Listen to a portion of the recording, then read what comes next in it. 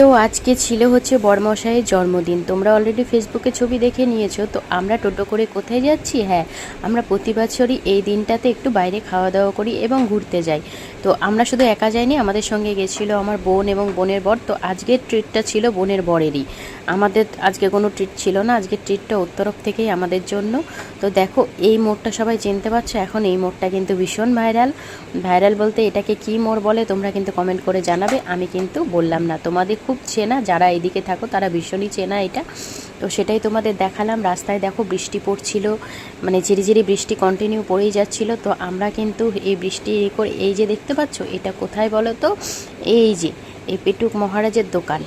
এই দোকানটার বিরিয়ানি, এক ঘর বিরিয়ানি খেতে আমি বলবো, যারা পছন্দ করো, বিরিয়ানি ভালোবাসো, তাদের বলবো এখানে এসে একবার ট্রাই করে যেও। ভিড়টা দেখেছো শুধু? পাশাপাশি দুটো দোকান আছে, কিন্তু আগেরটায় আমি খেয়েছি অতটা ভালো ছিল না, ভেতর পরেরটায় কিন্তু